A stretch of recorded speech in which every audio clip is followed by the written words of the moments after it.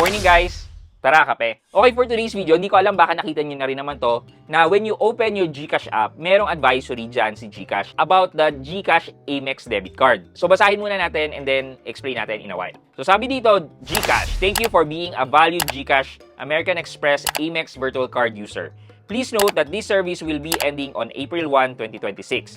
To keep your payments running smoothly, we encourage you to update your payment method to your GCash Visa card or GCash online payment at your convenience. For more information, feel free to visit our help center. So, mawawala na daw itong GCash American Express na virtual card or Amex. Nagagamit nyo ba siya? Well, ako nagamit ko siya couple of times talaga. Like for subscription sa mga games. Tapos, ang kinagandahan kasi dito sa Amex na virtual card ni GCash is that yung address dyan is US address. Thus, pwede talaga siyang i-register sa mga website na nagre-require na taga-US ka. Doon ko siya nagamit previously.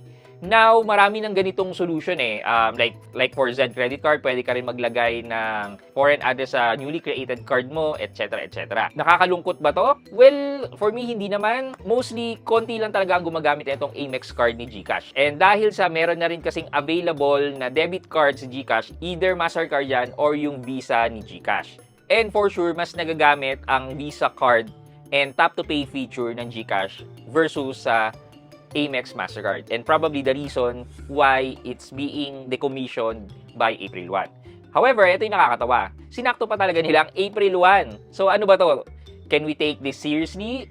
Or can we take it as an April Fool jokes? Hindi natin alam, but for a corporation, for sure, totoo tong announcement na to. Medyo nakakatawa lang na sinakto pa nila na April 1 dahil April Fool's Day to. Kayo, nasubukan nyo na ba magkaroon ng Amex card dito sa loob ng GCash? Kamusta ang experience nyo? O ginagamit nyo ba? O hindi?